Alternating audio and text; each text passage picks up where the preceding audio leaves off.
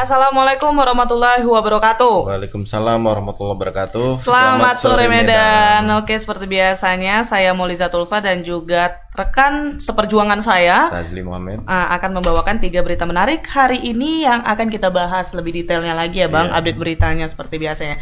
Tapi sebelumnya Tribuners berhubung masih suasana lebaran ini, kami berdua mohon maaf lahir batin jika pernah ada berbuat salah atau berkata yang salah gitu ya Bang. Benar ya? Enggak sebut minal aidin wal faizin. Minal aidin wal faizin, mohon maaf lahir dan batin Tribuners.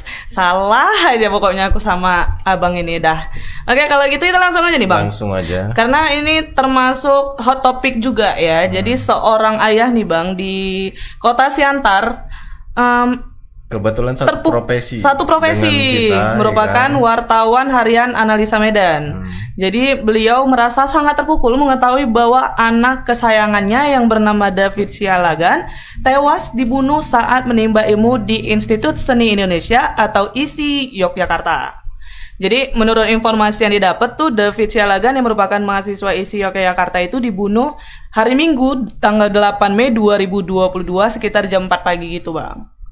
Jadi ayahnya Timbul mendapat kabarnya itu dari temennya kalau anaknya itu ternyata dibunuh, jadi dikeroyok sama diduga orang timur.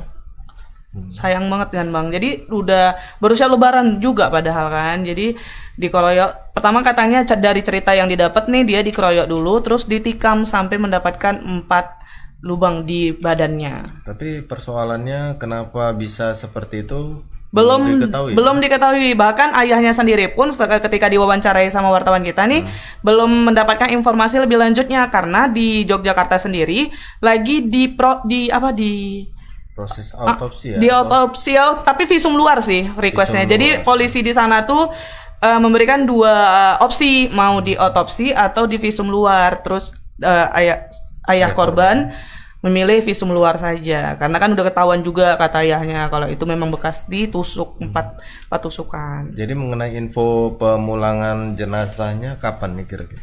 Nah kalau itu kita mungkin bisa langsung tanya sama wartawan kita karena katanya wartawan kita tuh lagi ada di rumah duka Bang kebetulan. Lagi menunggu pemulangan jasad korban. Kedatangan jasad korban di rumah duka yang ada di Siantar. Jadi dari Yogyakarta dikirim jasadnya ke Siantar, dimakamkan di kampung halaman. Oke, kalau gitu kita langsung hubungi Alija yang lagi di lapangan. Halo Alija. Halo Bang Tazli dan Kak Muli. Selamat sore Bang Alija. Minal aidin. Bang Alija lagi di mana lokasi sekarang Bang? Nah, perlu saya laporkan bahwasanya saat ini saya ada di rumah duka dari David Sialagan, orang tua dari mantan ketua PWI Pematang Siantar, Timbul Pandapotan Sialagan, di Jalan Sarula, Kecamatan Siantar Selatan, Kota Pematang Siantar. Nah, bisa kita lihat di sini, ini para pelayat ini dari teman-teman dari korban dari David Sialagan ini sudah hadir di lokasi untuk menunggu kepulangan jenazah yang kabarnya dari jam 11.45 tadi diterbangkan dari Jogja menuju ke rumah duka di sini. Namun sampai kesampaian jasad 17.20. Sorry Bang Alija, estimasi kesampaian jasad korban ke rumah dukanya sampai jam berapa nih estimasinya? Nah, tadi kita sudah ketemu dari pihak keluarga bahwasanya menyampaikan itu rencananya jam 6 nanti, tapi itu pun mereka masih menunggu juga gitu. Kabarnya masih ditol itu jenazah. Apakah ada informasi terbaru Alija mengenai pembunuhan peristiwanya ini ya?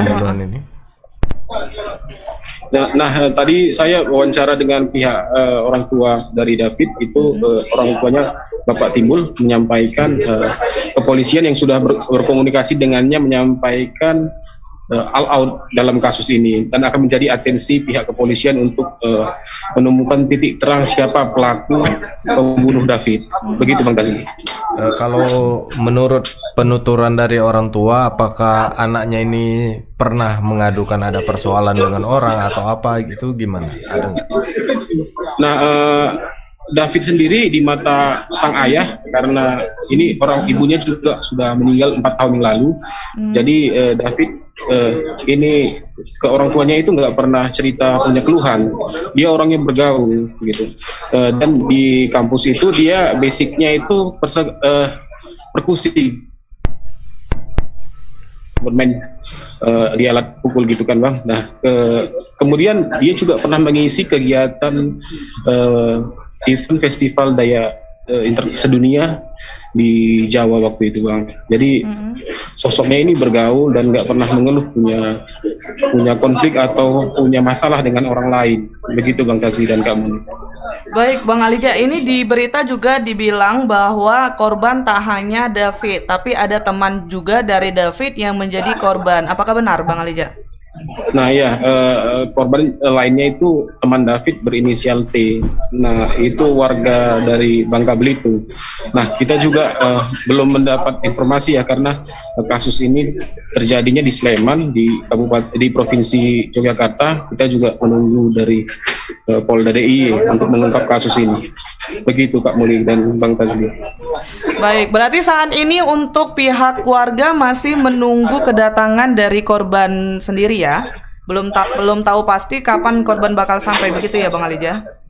Iya, begitu Kak Moli dan Bang Tazli, karena estimasi yang diberikan itu waktunya jam 6 sampai jam 7 malam itu tiba di rumah duka. Nah, katanya tadi juga di jam 4 itu udah menuju tol gitu, menuju tol Tebing Tinggi. Sampai sekarang kita juga masih menunggu, pihak keluarga juga di sini sudah melakukan ibadah doa-doa begitu Kak Moli dan Bang Tasli. Oke Bang, untuk dari kepolisian di Yogyakarta, apa sudah ada memberikan informasi kepada Abang nggak? Nah, karena kasusnya terjadi di Jogja, seperti kita lihat dari Tribun Jogja itu membenarkan bahwasanya sebelum terjadinya penusukan itu sempat terjadi cekcok gitu di Simpang 4 Jalan Salokan Mataram, Seturan Catur Tunggal, Sleman. Terjadi sekitar pukul 1 dini hari. Oh, baik. Nah, namun untuk lebih lanjut terkait kronologi kita juga masih menunggu, karena belum ada keterangan polisi sampai ke motif begitu, dan motif dan pelaku begitu kamu nih. Alija, ada disebutkan informasinya bahwa diduga pelakunya orang timur. Nah, informasi ini dapat dari mana, Alija? Nah, informasi bahwa misalnya pelaku penganiayaan yang mengakibatkan David dan temannya berinisial T itu meninggal dilakukan oleh orang timur itu berdasarkan dari informasi teman David ke orang tua, ke ayahnya David sendiri. Begitu Bang Tasli. Namun untuk detail berapa jumlahnya, kemudian kenapa terjadi penikaman itu di jalan raya, orang tua David juga belum tahu sampai ke situ Bang. Belum mendapat informasi lebih dalam lagi ternyata ya. Mungkin setelah jasadnya sudah sampai, terus juga sudah melakukan proses pemakaman, baru bisa ditanyain juga ke orang tua. Mungkin nanti ada juga polisi yang ikut mengantarkan. Bisa ditanyakan nanti. Mungkin ada konversi persnya juga untuk menjelaskan nanti ya. Semoga ya, untuk biar lebih jelas lagi. Oke, kami di sini menantikan informasi terbaru Alija terkait pembunuhan mahasiswa yang diduga dibunuh oleh orang timur diduga di Yogyakarta. Kami tunggu untuk informasi selanjutnya ya Bang Alija. Terima kasih atas waktunya. Ya. Selamat sore. Terima kasih Kak Moli dan Bang Tasli. Iya. Selamat sore. Sayangnya Bang, karena kan istilahnya anaknya itu, ayahnya tuh menyerahkan anaknya ke Yogyakarta, ngizinin kan untuk menimba ilmu. Iya. Ternyata malah mendapatkan musibah kayak gini. Apalagi ibunya katanya udah meninggal ya? Udah 4 tahun tadi dari informasi kalau nggak salah. Ya, semoga ada titik terang terkait kasus ini, ditemukan siapa pelakunya. Pelakunya ditangkap, mendapatkan apa yang pantas, hukuman yang setimpal. Benar, itu mau bilang itu sih tadi Bang. Astagfirullahaladzim. Oke, kalau gitu kita lanjut ke berita selanjutnya ya Bang. Jadi untuk berita pertama tadi Tribuners nggak ada videonya karena berhubung juga di Yogyakarta tuh kejadiannya, kita juga masih nunggu untuk konferensi persnya, mungkin ada dibuat nanti sama pihak kepolisian di Medan atau mungkin di Jogja, kita masih nunggu itu informasi lebih detailnya lagi. Oke, kalau gitu kita langsung lanjut aja berita kedua nih Bang. Untuk berita kedua juga merupakan peristiwa yang sangat tidak menyenangkan, perihal kejadian Bu Sartika. Iya, mungkin ini informasi ini ditunggu-tunggu juga oleh netizen karena peristiwanya itu kemarin kan ada peristiwa pelemparan batu ke Bu Sartika sehingga mengakibatkan 1 orang meninggal dunia. Bernama Alwi, seorang pemuda ya. Jadi penangkapan itu ditangkap 2 orang Bang. Atas kejadian ini ternyata ada pelaku atau otak pelakunya sama eksekutornya. Jadi 2 orang untuk otak pelakunya itu inisialnya ES berusia 37 tahun, warga Desa Indrayaman, Tanjung Tiram, Batubara. Terus untuk eksekutornya itu berinisial BFS berusia 28 tahun, warga Dusun 1 Tanjung Sari, Kecamatan Sesuka, Kabupaten Batubara. Jadi ditangkap saat melarikan diri ke Pematang Siantar. Itu kalau BFS. Kalau si ES otak pelakunya itu ditangkapnya itu di Batubara masih. BFS ditangkap itu pada tanggal 6 Mei 2022 lalu. Jadi alasan melakukan tindakan tersebut karena otak pelaku yang berinisial ES tadi itu merasa sakit hati terhadap pemilik mobil dan memerintahkan eksekutor berinisial BFS melempar bus. Jadi sakit hatinya itu karena katanya dia udah dipecat, terus uang yang untuk melihara busnya itu tidak diganti sama pemiliknya. Oh, pernah menduluankan uang pemeliharaan bus, ternyata tidak diganti, malah dipecat dengan cara yang tidak menyenangkan juga mungkin. Jadi sakit hati dilakukanlah hal tersebut. Berdasarkan pengakuan otak pelaku, Bang, ia membayar uang senilai 300.000 kepada eksekutor pelempar. Oh, BFS tadi ya. Udah dikasih 300.000, terus ditambah lagi upah 3 juta rupiah untuk eksekutornya bisa melarikan diri. Setelah ketakutan kasusnya viral. Mungkin di itu juga ditekan dipres sama eksekutornya lah ya kan, untuk tambahin lah, aku udah dicari-cari orang nih. Mungkin kena kau katanya. Mungkin sebenarnya niatnya itu hanya untuk merugikan pemilik busnya kan.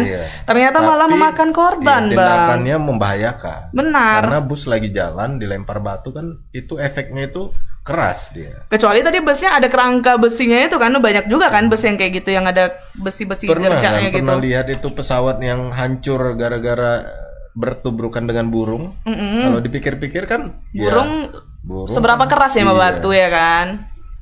Jadi akibat perbuatannya eksekutor sama otak pelaku ini terancam kurungan 15 tahun penjara. Oke, untuk lebih jelasnya kita lihat videonya dulu.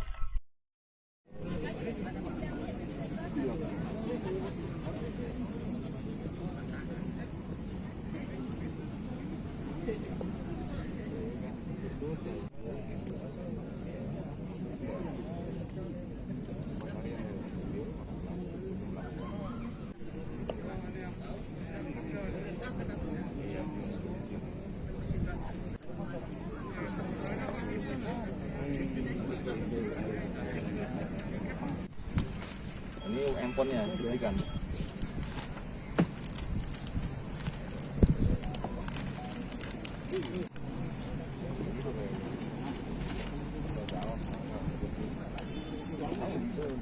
Tersebut terjadi di Jalan Lintas Sumatera, Tebing Tinggi, Indrapura, Desa Siparipare, Kecamatan Air Putih, Kabupaten Batubara. Rekan-rekan, terkait peristiwa pidana tersebut, ya, korban meninggal dunia 1 orang, inisial MA, 18 tahun, pelajar, alamat Desa Tanjung Tiram, Kabupaten Batubara. Tersangka yang sudah diamankan ada 2 orang, rekan-rekan bisa lihat sendiri, ada otak pelaku dan ada eksekutor.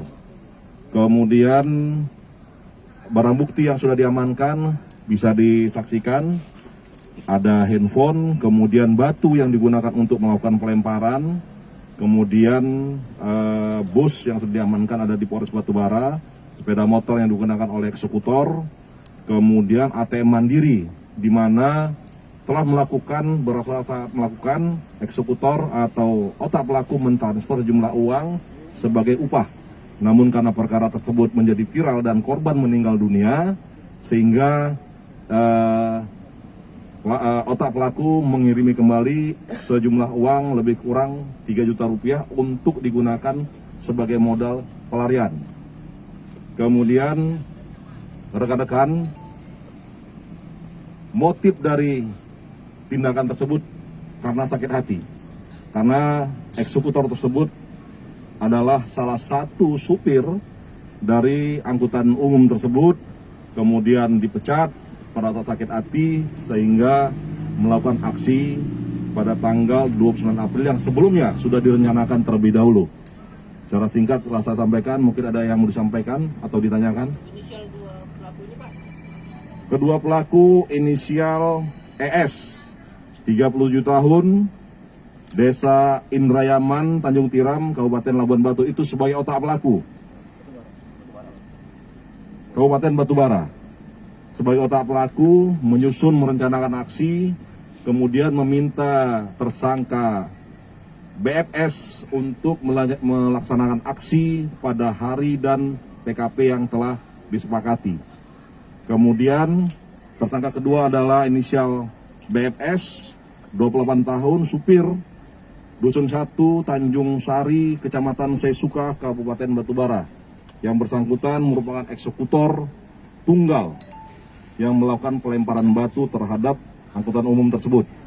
Rekan-rekan, di sini perlu kami sampaikan. Kita untuk menyampaikan kepada publik bahwa pelemparan batu tersebut bukan kaitan dengan kriminalitas atau gangguan keamanan terhadap pelaksanaan perayaan Idul Fitri.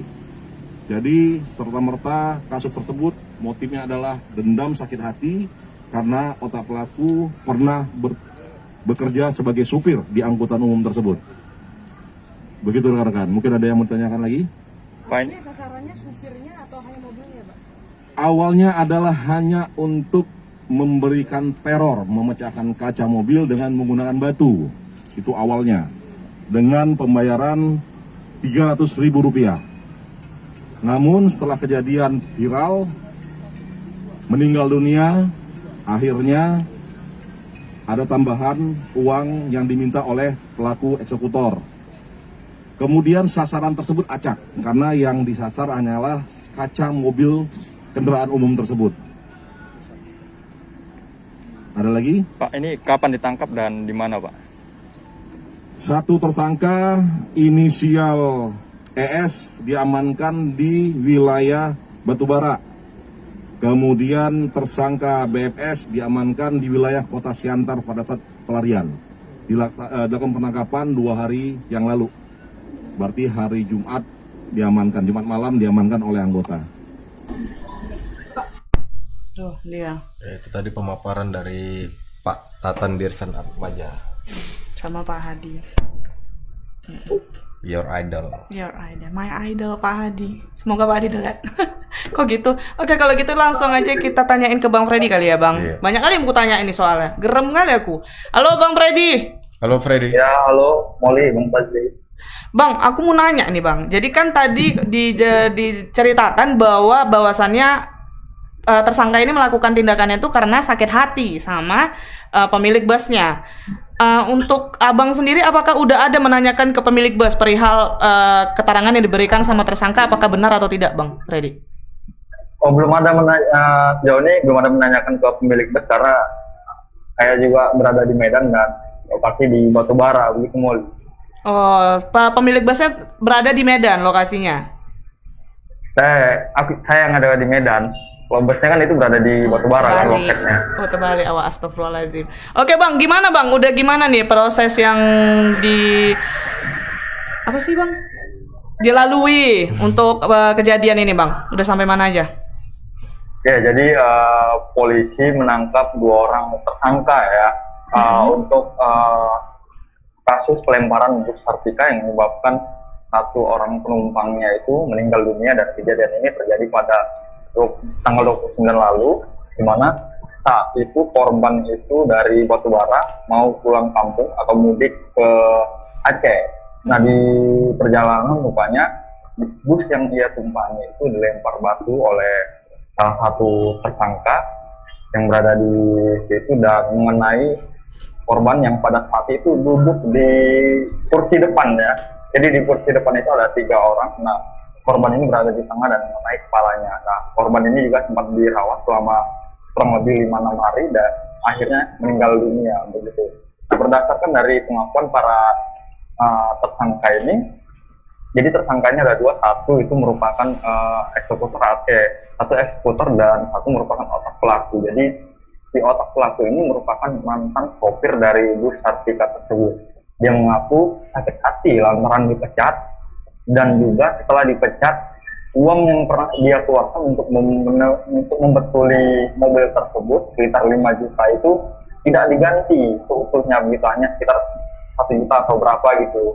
Jadi tidak diganti oleh sistem itu, sehingga dia pikiran dan berencana memerintahkan si eksekutor itu untuk meneror, melempar bus yang pernah dia kemudikan dulu, begitu, dengan upah sebesar Rp300.000.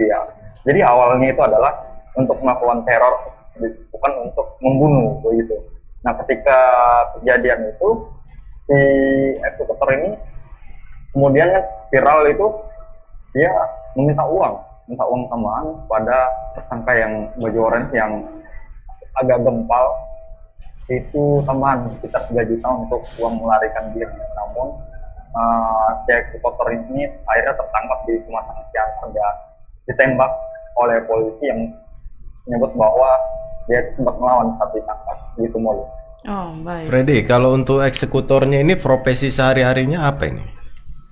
Profesinya sama bang, sopir juga bang. Jadi dia disuruh gitu, diperintahkan sama kawannya itu berbagi dengan upah lah 300.000, lalu lempar batu itu pakai kendaraan Honda Supra gitu. Baik, Bang Freddy, tadi kan dijelaskan bahwa pelaku ini bakal mendapatkan 15 tahun hukuman penjara. Apakah ada pasal tambahannya yang bakal membuat tambahan penjaranya bertambah, atau memang sudah fix 15 tahun nih Bang?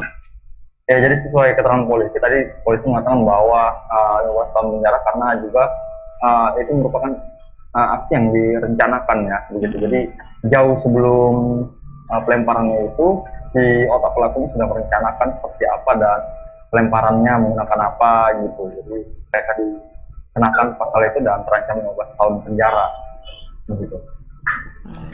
Baik Freddy, terima kasih informasinya. Selamat bertugas kembali. Selamat sore Bang Freddy. Ya, terima kasih.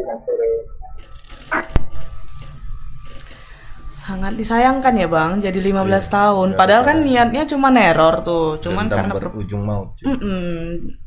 Yang jadi kena jadinya orang lain. orang lain karena terorannya nggak jelasnya itu. Iya. Kalau memang mau neror itu kan langsung aja ke pemilik supirnya. Kenapa harus kayak busnya yang dikenain? Supaya apa? Supaya rugi gitu niatnya. Emosi. Coba kasih quotes Quotesku ya. Emosi. Oke, ini dengar Tribuners. Emosi itu hanya memenangkanmu sesaat, selebihnya kamu kalah telak. Nah, Oke. itu dia. Kalah kau kan? Kalah kali gua dah. Emosi aku. Nah, Oke. kita lanjut berita ketiga. Berita terakhir kita hari ini Tribuners. Jadi berita terakhir ini datang dari Wali Kota Medan Bobi Nasution. Jadi Bobi hari ini kan hari Senin ini termasuk kan hari pertama setelah pasca Lebaran, orang bekerja hari Senin. Biasanya Malas masuk. Oh Udah iya. lah hari Senin, hari pertama masuk setelah libur panjang. Jadi kan kayak mager-mager Karena gitu. banyak mentega lagi. Mentega. Santan. Oh. Daging ya rupanya ya, jadi mager ya, kolesterol tinggi ya. Jadi Wali Kota Medan Bobi Nasution tuh melakukan sidak Bang, kehadiran ke ASN di kantor Lurah Kampung Baru Kecamatan Medan Maimun dan kantor Lurah Sekera Hilir 1 Kecamatan Medan Perjuangan hari ini. Jadi dalam sidaknya di 2 kelurahan tersebut, Bobi menemukan kondisi kosong di setiap ruangan. Padahal para ASN hari ini sudah diwajibkan untuk masuk bekerja. Cok Bang jadi ASN ya kayak mana Bang tuh? Perasaan jiwa cok ekspresikan. Aku pasti ada di situ. Sorajen. Jadi Bang, dikatakan Bobi penyediaan ini harus menjadi catatan peringatan bagi para OPD agar dapat memberikan pelayanan maksimal kepada masyarakat. Ya sebenarnya kalau rajin aja wali kota ataupun pemerintah daerah itu untuk melakukan sidak pasti banyak. Pastilah. Ya kan? Ini ngambil sampel 2 titik aja. Nah, udah kayak gitu. Karena lagi ada juga lagi tadi pagi Pak Edi juga sidak UPT Samsat nggak salah. Terus ada 3 tempat tuh yang Bapak Edi juga sidak-sidak gitu. Bos-bos kalian kerja loh. Ini kalian pula yang nggak masuk. Ya Allah meninggal aku. Dah hal ini ia tegaskan usai melihat beberapa warga yang menunggu sejak tadi pagi namun belum mendapat pelayanan dari pihak kelurahan.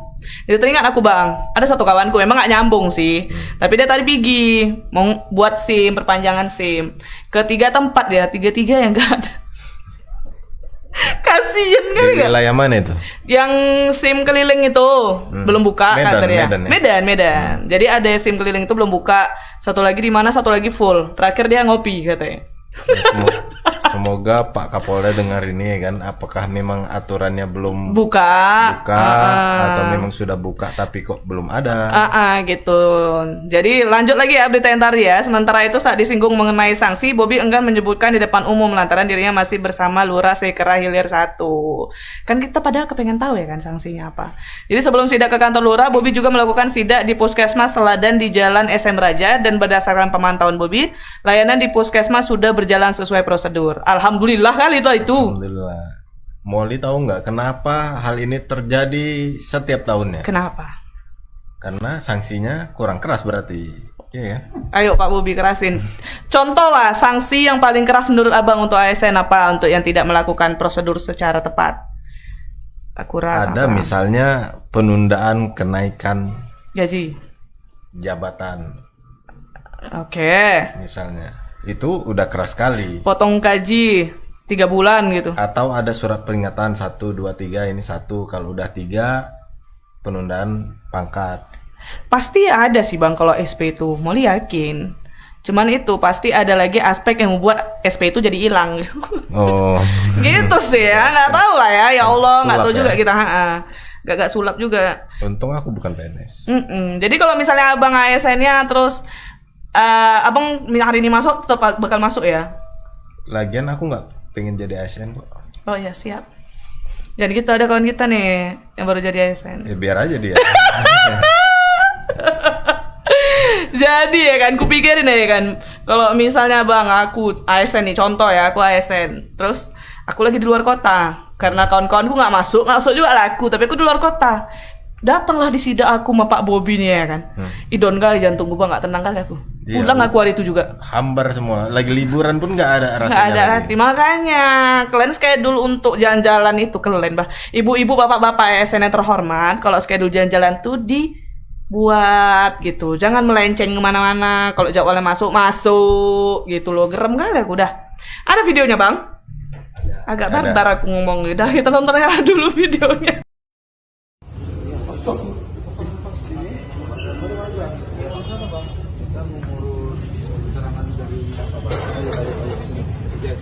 BPJS. Ini kan masuk ke Kecamatan Parwari. Nanti balik dari Kecamatan Parwari. Ini KTP kan? Iya Pak. Tapi sudah ada dari Disduk di situ. Langsung kapan Pak ngantar ke dinas pendidikan Pak? Cuma kapan yang KTP? KTP hilang. KTP hilang kita kan ada sudah ini. Terus kecamatan ngapain? Nantinya berkas Pak. Di kecamatan terus langsung dari kecamatan ke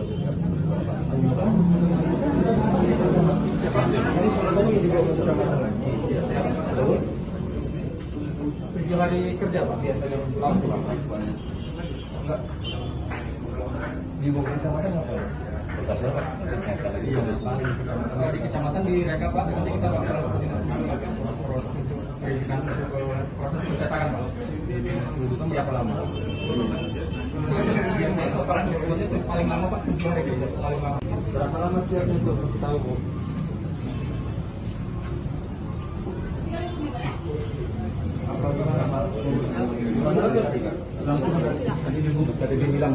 Ditunggu di telepon dari ada ini Pak, ada keringanan untuk WFH. Kalau di Medan sendiri gimana Pak? Iya keringanan, dengan kan pelayanan nggak ini, pelayanan tetap harus berjalan. Ini tadi ada masyarakat yang mau buat surat-surat data diri pulang karena kosong sama sekali nggak tahu mau ngomong sama siapa. Loket pelayanan segala macam kosong. Begitu juga tadi dengan yang di Maimun itu juga sudah nunggu berjam-jam belum buka-buka juga. Nah itu WFH di Kota Medan tidak kita berlakukan sesuai dengan leveling Kota Medan pada hari ini. Nah tuh bahkan tidak ada WFH. Iya, Pak Bobi aja sedih mukanya. Capek kali dia tengok-tengok anak-anak tutu yang nggak masuk-masuk. Gaji mahal, kalian malas-malasan kalian. Hi. Untuk lebih jelasnya kita tanya aja lah Kak Kartika. Nanti aku emosi pula ya kan. Salah cakap aku. Halo Kak Kartika. Halo Kartika. Selamat sore Bang Fazli dan Molly. Selamat sore Kak Kartika. Kak, gimana ceritain dong tadi Pak Bobi itu sidak kemana aja, terus apa aja yang kedapetan sama Pak Bobi nih? Kayaknya banyak ya kan yang disidak ya. Ya, terima kasih Molly dan Bang Fazli. Dapat kita informasikan bahwa hari ini menjadi hari pertama seluruh ASN termasuk Pemkom ASN di Pemkom Medan untuk masuk kembali kerja. Nah, pada pagi tadi Wali Kota Medan Bobi Nasution telah melakukan apel di lingkungan Pemkom Medan pada pukul 8 pagi dan kemudian dilanjutkan dengan melakukan penyidakan di 3 tempat. Yang pertama itu ada Puskesmas Puskesmas Teladan Jalan Sisingamangaraja, kemudian ada kantor Lurah Kampung Baru di Kecamatan Medan Maimun, dan kemudian di kantor Lurah Sekera Hilir 1 Kecamatan Medan Perjuangan. Jadi memang ada sidak pertama untuk di Puskesmas Teladan itu berjalan dengan lancar, semua berjalan dengan prosedur. Namun juga Bobi Nasution meminta agar fasilitas yang ada di puskesmas itu dapat dimaksimalkan.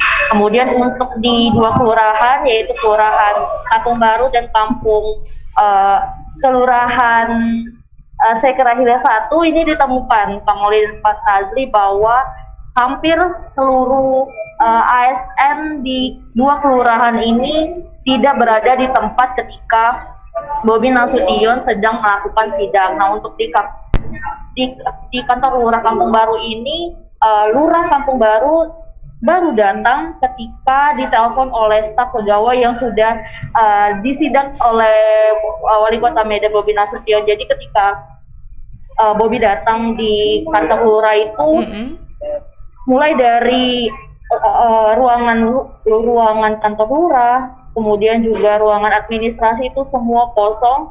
Hanya ada sekitar 1 atau 2 pegawai yang berjaga di situ. Ketika ditanya sama Wali Kota kenapa kantor Lurah ini kosong, beliau mengatakan bahwa Pak Lurahnya ini lagi di kantor camat. Segeralah staf dari kantor Lurah itu langsung menghubungi Pak Lurahnya untuk segera datang sekitar 10 hingga 15 menitan hingga akhirnya sampai ke tempat seperti itu. Dan kemudian hal serupa juga terjadi di Kelurahan Sekera Hilir 2, Sekera Hilir 1, di mana hampir total itu seluruh pegawai tidak ada, hingga membuat Bobi heran. Kenapa tidak ada pelayanan di kantor Lurah tersebut, padahal sudah banyak warga yang datang sejak tadi pagi namun kembali pulang karena tidak ada aktivitas di kantor Lurah tersebut. Berikut Molly dan Bang Fazli untuk sidak Bobi Nasution pada hari ini. Baik Kak, tadi kan Kakak jelasin kalau misalnya ada alasannya itu ke kantor camat. Apa benar alasannya seperti itu? Bagaimana dengan kantor Lurah yang satu lagi? Alasan mereka tidak ada di tempat apa tuh?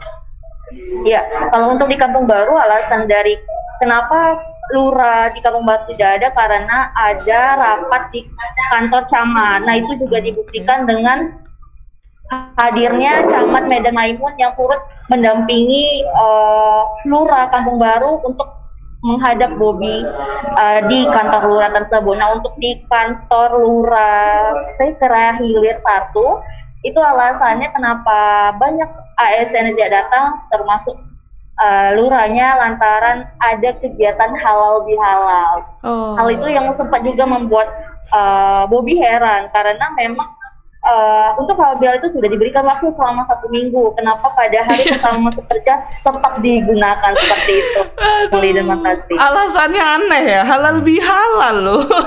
Kak, tadi kan udah disidak tuh sama Bobi. Ada nggak dikasih tahu sanksi yang akan diberikan oleh Bobi Nasution kepada ASN yang tidak menepati prosedur yang sudah ditetapkan?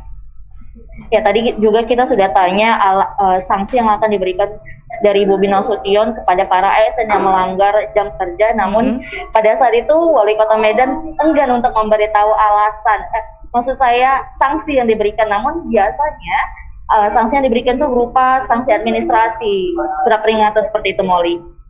Hanya itu ya, pantas terulang terus ya. Iya. Kartika, seperti yang di video tadi kita mendengar bahwasannya ada juga peraturan dari kementerian bisa ada kemakluman atau dispensasi web hub bagi ASN. Nah, itu bagaimana keterangan dari Pak Bobi?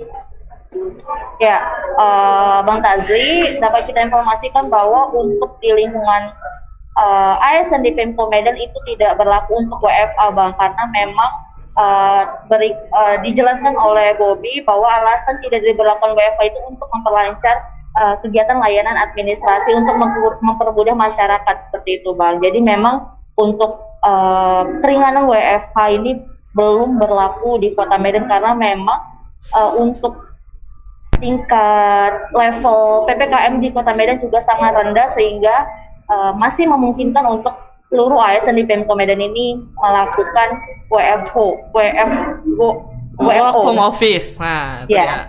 Oke, kalau gitu. Oke, Kartika, terima kasih informasinya. Ya. Selamat sore Kartika. Selamat sore Bang Tazli dan Kak Molly. Nah itu harus lebih tegas lagi, Bang. Aku gerem kali nih, jangan sampai terulang lagi gitu. Iya, mungkin Keenaan. ada juga ASN beralasan dari kementerian kan ada WFH. Ternyata di Pemko Medan itu tidak berlaku ada. karena disesuaikan dengan level PPKM yang rendah. sudah level 1 dan kabarnya juga dalam waktu dekat ini bakal dicabut. Amin ya, semoga ya PPKM dicabut.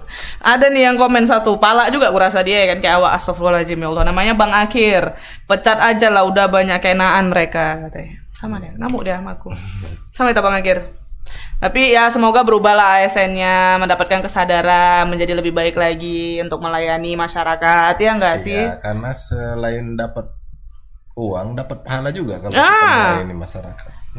Jangan mau instan, mau enak, jangan. Semua butuh proses, guys. Kenapa orang di pekerja swasta lebih rajin ya kan? Lebih rajin kan? Karena kalau orang bilang kan kayak budak apa? Kenapa lah? Kenapa ya? Di swasta lebih rajin. Karena sanksinya tegas. Iya, itu. Balik lagi ke sanksi tadi. Bodoh ada aku. Ada suara-suara sumpah di sana baru aku ngeh. Oke lah, semoga sanksinya pun dari atasan kita semua, dari atasan dari pemerintah. Kok jadi atasan nama enggak disanksi Kak? Dari pemerintah memberikan sanksi yang sangat tegas kepada ASN agar bisa melayani masyarakat lebih baik lagi sih. Oke. Ada mau disampaikan, Bang? Enggak ada ya, udah ya. Udah mau maghrib juga ya, siap-siap ya. Buka puasa. Oh enggak. Udah selesai. Udah puasa selesai. 6 lah, puasa 6. Puasa 6. Oh ya. Abang udah? Belum. Oke, kalau gitu Tribuners, itu dia tadi 3 berita kita hari ini. Yang pertama tadi datang dari Siantar, Kota Siantar, David berita yang pembunuhan malah ditikam oleh temannya di orang tak dikenal. Temannya orang tak dikenal di Yogyakarta. Kemudian pelaku pelemparan bus telah ditangkap, 2 orang, eksekutor dan otak pelaku.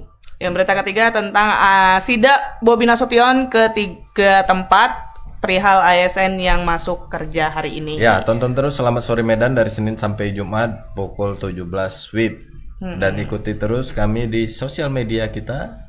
Ada di Twitter, Facebook, Instagram, TikTok, Snack Video, terus YouTube-nya juga ada di YouTube Tribun Medan Explore. Bisa di-subscribe juga. Oke, Tribuners. Kalau gitu saya Mauliza Tulfa, saya Tajli Muhammad, dan seluruh kru yang bertugas pamit undur diri. Assalamualaikum warahmatullahi wabarakatuh. Assalamualaikum warahmatullahi wabarakatuh. Selamat sore Medan.